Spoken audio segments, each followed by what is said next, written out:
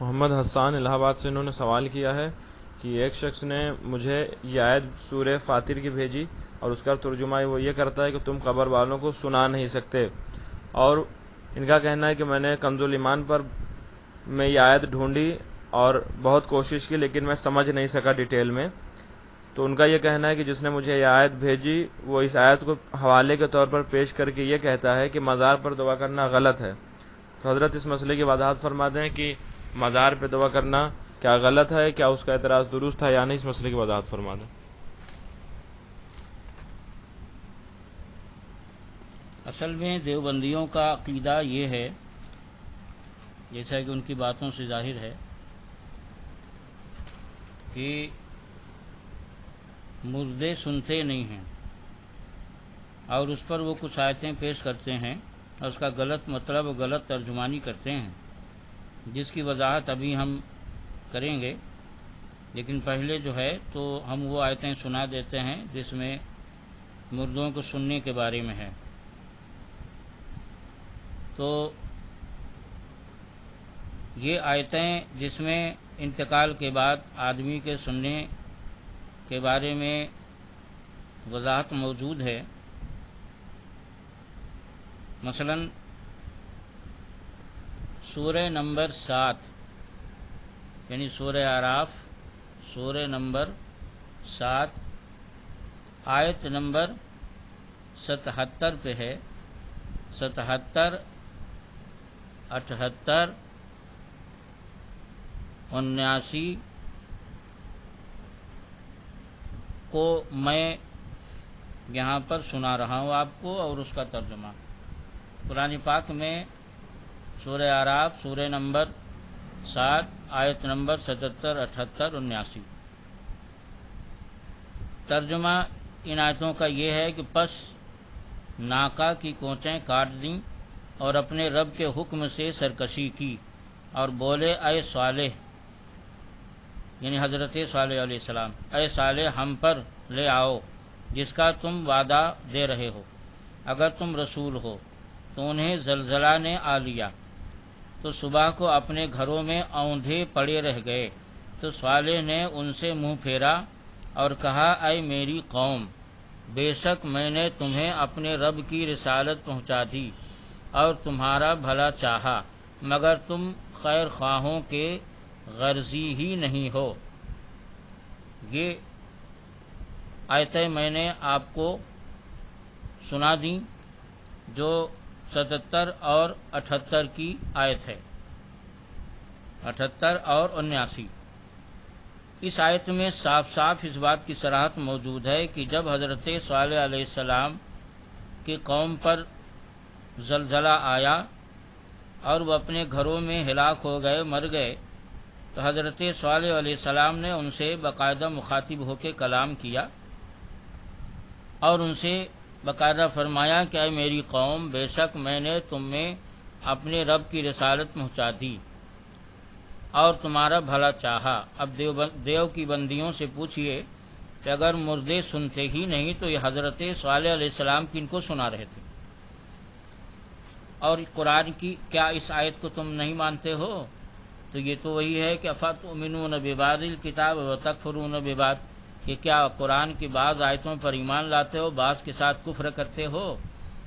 تو یہ وہی ہیں کہ بعض کو جو آیت ان کے مطلب کے مطابق بظاہر ہو اس کو توڑ مروڑ کر اپنے مطابق کر لیں گے، اور اس کے بعد جو آیت ان کے دھرم کے ابن تیمیہ، اسماعیل دہلوی اور ابن عبد الوہاب نجدی نے جو خطوط کھینچ دیے ہیں ان کے مطابق نہ ہو اس کا انکار کر دیں گے. تو دوسری آیت سنیے. دوسری آیت کریمہ میں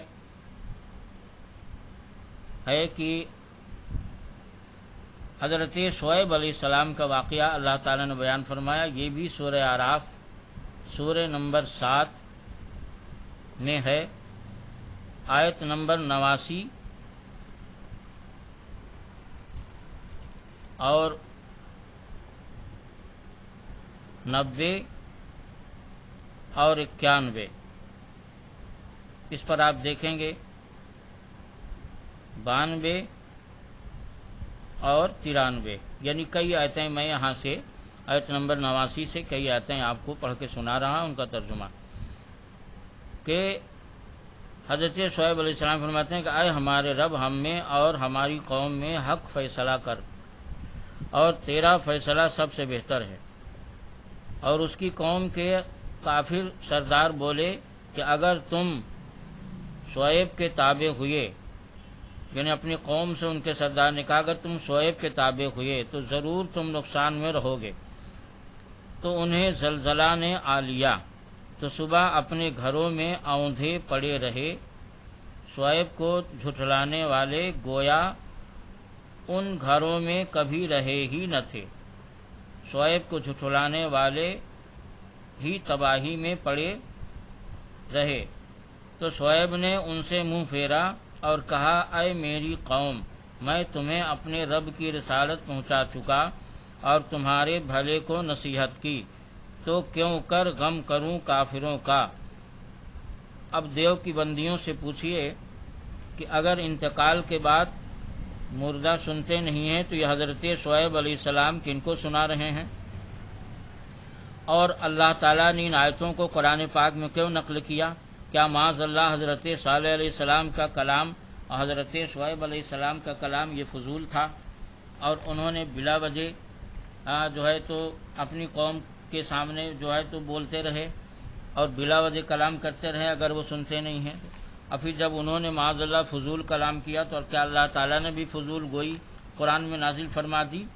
بات دراصل یہی ہے کہ دیوبندی اصل میں عقل کے اندھے ہیں، دل کے مردے ہیں، یہ سمجھتے ہی نہیں۔ جب یہ اپنا لکھا نہیں سمجھ پاتے تو اللہ رسول کا کلام کیا سمجھیں گے؟ ایک آیت کریمہ اور سن لیجئے، یہ آیت کریمہ پارہ نمبر 25 سورہ نمبر 43، سورہ کا نام زخرف، اور آیت نمبر 45 میں ہے وَاسْأَلْ مَنْ أَرْسَلْنَا مِنْ قَبْلِكَ مِنْ رُسُلِنَا، یعنی اے محبوب آپ ان سے پوچھو جو ہم نے تم سے پہلے رسول بھیجے، کیا ہم نے رحمان کے سوا کچھ اور خدا ٹھہرائے جن کی پوجا ہو؟ اس آیت کریمہ میں صاف صاف اللہ تعالیٰ فرما رہا کہ اے محبوب آپ ان رسولان اعظام سے پوچھیں جو ہم نے آپ سے پہلے بھیجے۔ اب دیو کی بندیوں سے پوچھئے کہ جب انبیاء کرام رسولان اعظام انتقال کے بعد سنتے ہی نہیں تو اللہ تعالیٰ اپنے محبوب سے کیوں کہہ رہا کہ ان سے پوچھو؟ جب محبوب پوچھیں گے اور وہ سنیں گے ہی نہیں تو پوچھنے سے فائدہ کیا ہوا؟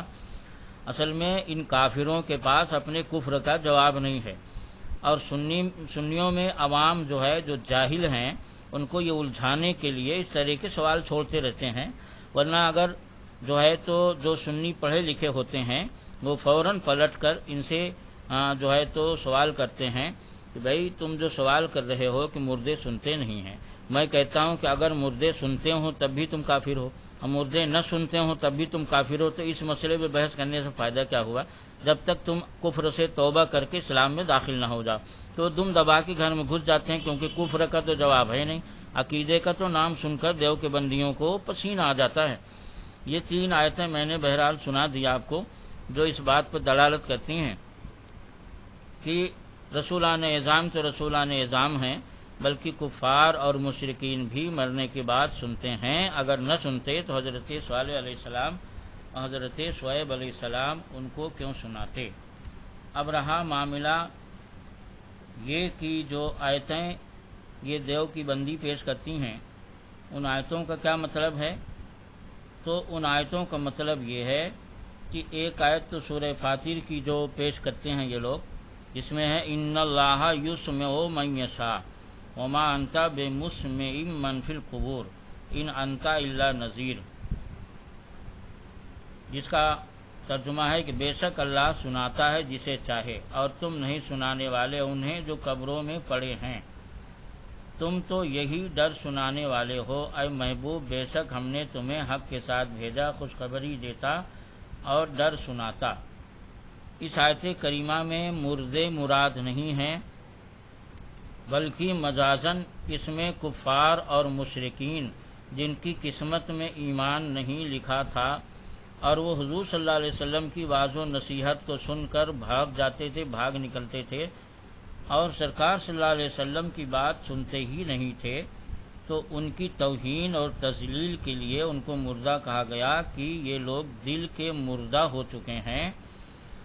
اور ہمارے اس دعویٰ پر کہ اس میں مردے مراد نہیں ہیں بلکہ کفار و مشرکین مراد ہیں جن کی قسمت میں ایمان نہیں تھا، وہ کفار و مشرکین یعنی جن کا دل مردہ ہو چکا تھا، یہاں بدن کے مردے مراد نہیں بلکہ دل کے مردے مراد ہیں۔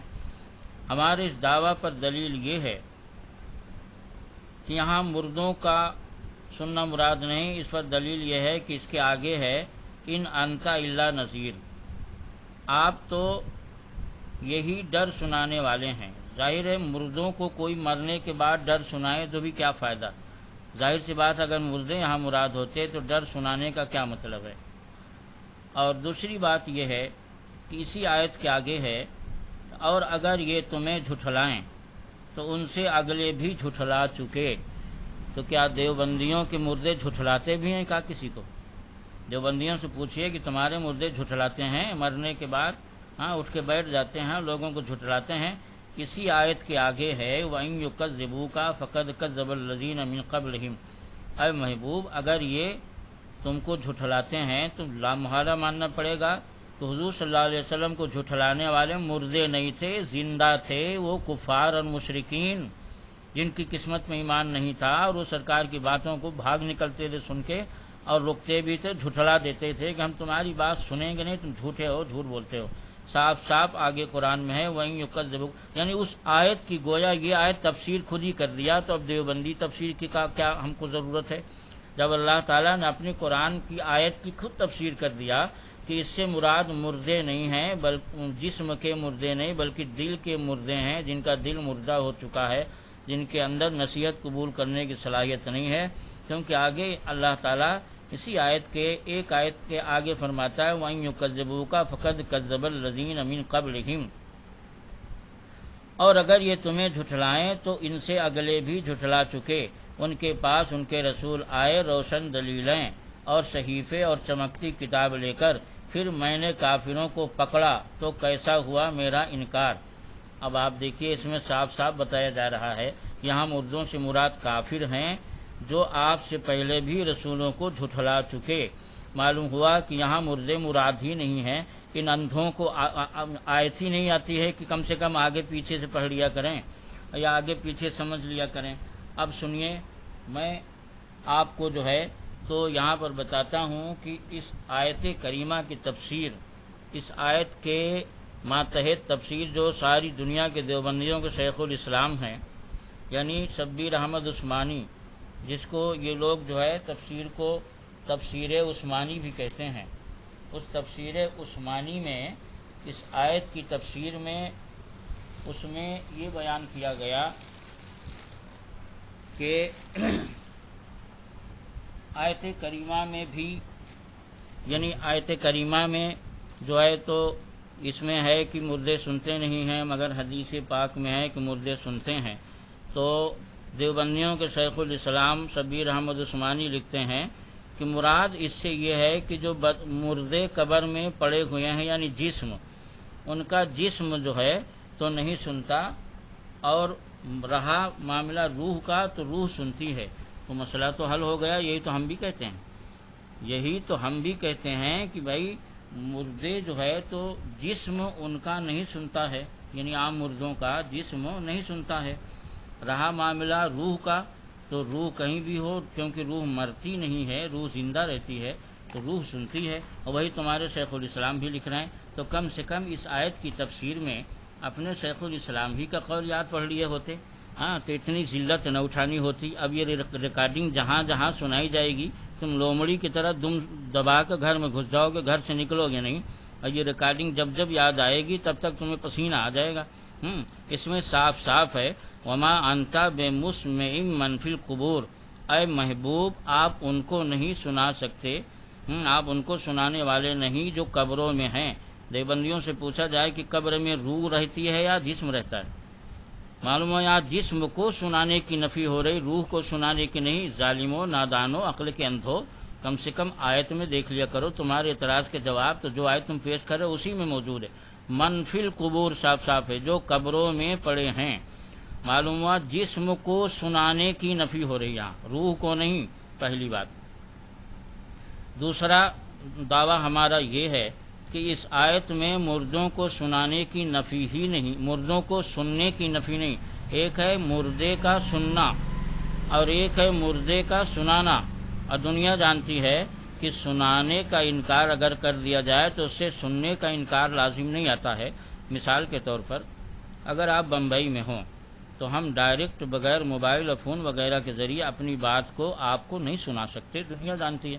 ہم الہ آباد میں بولیں اور آپ بمبئی میں بغیر کسی ذریعہ اور بغیر کسی وسیلہ کے آپ ہماری بات سن لیں، یہ نہیں ہو سکتا ہے۔ تو مطلب یہ ہے کہ ہم اپنی بات الہ آباد سے آپ کو بمبئی میں نہیں سنا سکتے، تو اس سے یہ لازم تو نہیں آیا کہ آپ بہرے ہو گئے، آپ سن بھی نہیں سکتے۔ ہم دور کی وجہ سے آپ کو اپنی بات نہیں سنا سکتے ہیں، مگر آپ سن سکتے ہیں، آپ کے اندر سننے کی صلاحیت ہے۔ معلوم ہوا کہ نہ سنان پانے سے، نہ سنا پانا اور ہے، نہ سننا اور ہے۔ آیت میں صاف صاف ہے، بے شک اللہ تعالی سناتا ہے جسے چاہے اور تم نہیں سنانے والے۔ معلومہ کی سنانے کی نفی ہے، یہاں سنانے کا انکار کیا جا رہا ہے، سننے کا انکار ہی نہیں۔ اور یہ کہہ رہے ہیں کہ مردے نہیں سنتے، مردے نہیں سنتے۔ ان سے پوچھو کہ مردے نہیں سنتے کہاں قرآن میں ہے؟ قرآن میں ہے تو کہ آپ مردے کو نہیں سنا سکتے، اور اگر مردے نہیں سنتے تو پھر اللہ یہ کیوں کہہ رہا ہے ان اللہ یسمع من یشاء، اللہ جسے چاہے سنائے۔ جب مردے سنتے ہی نہیں تو چاہے اللہ کا کلام ہو چاہے رسول کا کلام ہو، دونوں کو نہیں سننا چاہیے۔ تو اللہ کا کلام کیسے سن لیتے ہیں جب وہ سنتے ہی نہیں؟ تم تو مطلقاً کہہ رہے ہو مردے نہیں سنتے، مردے نہیں سنتے، مردے نہیں سنتے، تمہاری تو زبان اس آیت میں ہے ہی نہیں کہ مردے نہیں سنتے، اس میں ہے کہ محبوب آپ مردے کو نہیں سناتے۔ تو معلوم ہے نہ سنانا اور ہے نہ سننا اور ہے۔ اور دوسرا جواب وہ کہ جو میں نے دیا کہ یہاں جو ہے مردے مراد ہی نہیں بلکہ یہاں پر مراد ہیں کفار اور مشرکین۔ اور ایک آیت یہ لوگ اور پیش کرتے ہیں سورہ نمل کی، جو اس طرح ہے، انک لا تسمع الموتى ولا تسمع صم الدعاء اذا ولوا مدبرین، بے شک تمہارے سنائے نہیں سنتے مردے اور نہ تمہارے سنائے بہرے پکار سنیں جب پھیریں پیٹھ دے کر،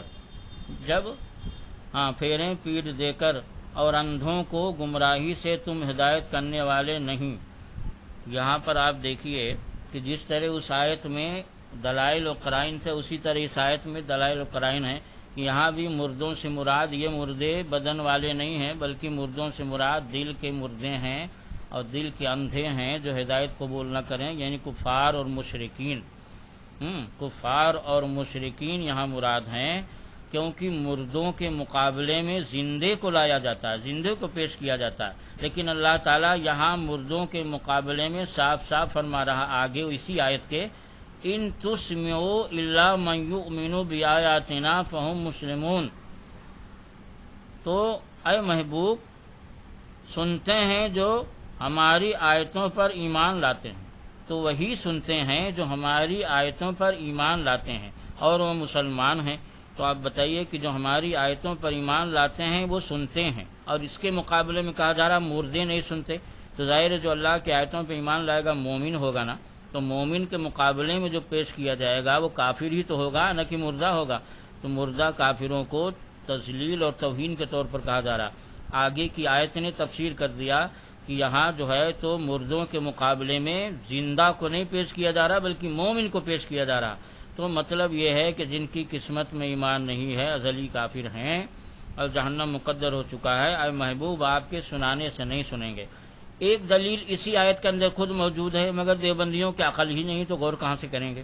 غور کرنے کے لیے تو عقل چاہیے۔ دیکھیے اس میں صاف صاف ہے، انک لا تسمع الموتى، اے محبوب آپ مردوں کو سنانے والے نہیں، ولا تسمع صم الدعاء، اور نہ تمہارے سنائے بہرے پکار سنیں جب پیٹھ پھیر کر چل دیں، اذا ولوا مدبرین، صاف صاف اس میں جب پیٹھ پھیر کر چل دیں۔ اب دیوبندیوں سے پوچھو کہ کبھی تم نے مردوں کو دیکھا ہے کہ ان سے کوئی بات کرے تو وہ پیٹھ پھیر کے چل دیں؟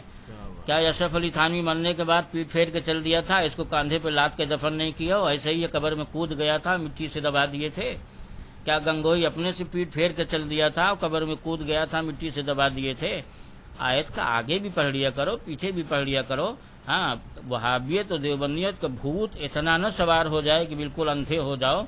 ہاں، اور ابن تیمیہ اور ابن عبد الوہاب نجدی اور اسماعیل دہلوی، تھانوی، گنگوئی وغیرہ کی روحوں کو خوش کرنے کے لیے قرآن کی آیت پر انکار کرتے چلے جاؤ۔ صاف صاف اسی آیت میں آگے ایذا واللہ مدبرین، جب یہ مردے پیٹ پھیر کر چل دیں۔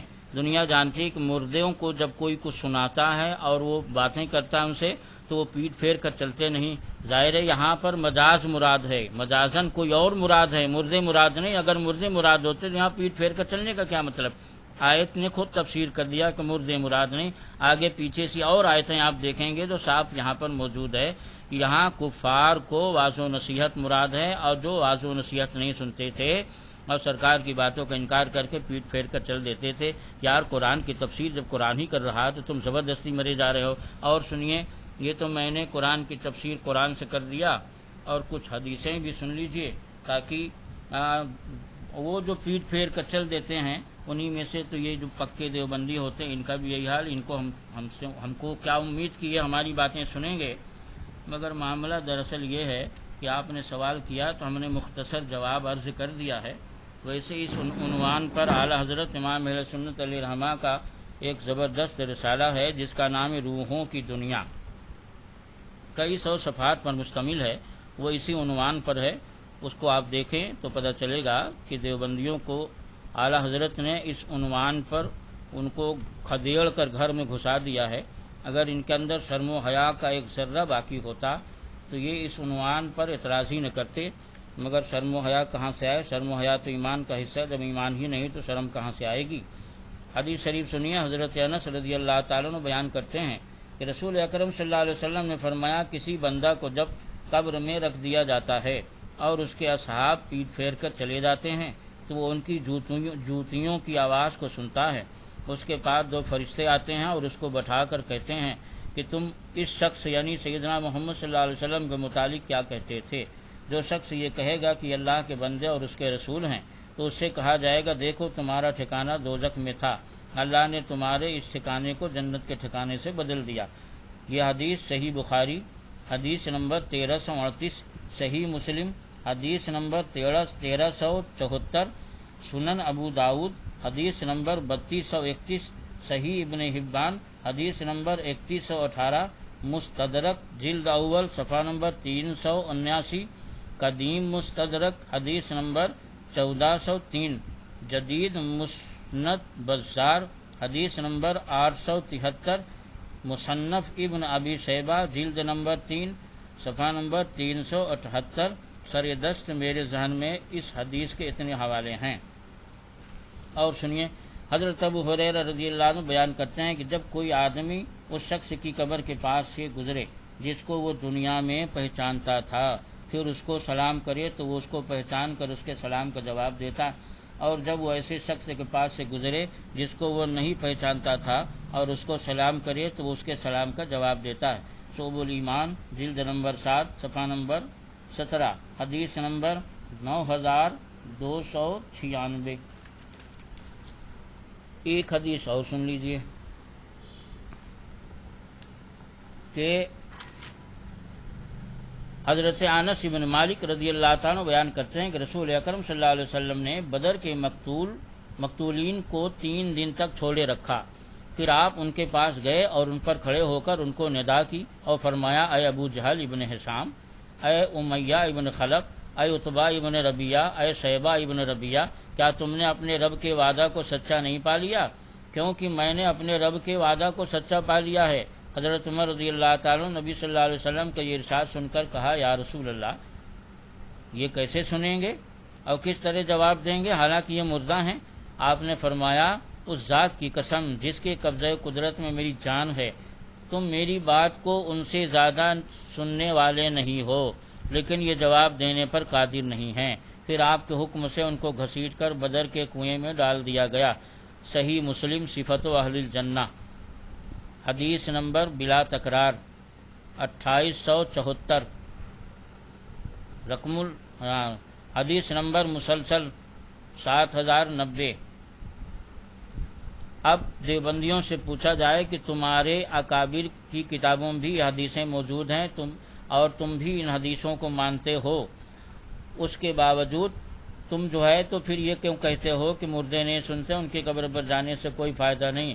جب کفار مکہ جیسے ابو جہل، عتبہ، شیبہ جیسے لوگ سنتے ہیں، حضور صلی اللہ علیہ وسلم فرما دیا کہ سنتے ہیں، جواب نہیں دے سکتے ہیں مگر سنتے ہیں، اور صحیح مسلم میں حدیث شریف ہے جس کو تم بھی مانتے ہو۔ تو آپ بتاؤ کہ قرآن کو تم زیادہ سمجھتے ہو یا حضور صلی اللہ علیہ وسلم زیادہ سمجھتے تھے؟ یہ عجیب بات ہے کہ جس کے سینے پر قرآن نازل ہو، معاذ اللہ وہ قرآن نہیں سمجھتا تھا، تم قرآن سمجھتے ہو؟ نہیں، یہ بات نہیں ہے۔ بات دراصل یہ ہے کہ جن چیزوں میں اللہ والوں کی تعظیم اور توقیر پائی جائے گی، اس کو شرک ثابت کرنے کے لیے تم قرآن میں بھی جھوٹ بولتے ہو اور حدیث میں بھی جھوٹ بولتے ہو۔ اسی لیے میرے آقائے نعمت اعلی حضرت امام اہل سنت مجدد دین و ملت فرماتے ہیں، شرک ٹھہرے جس میں تعظیم رسول، اس برے مذہب پہ لعنت کیجیے۔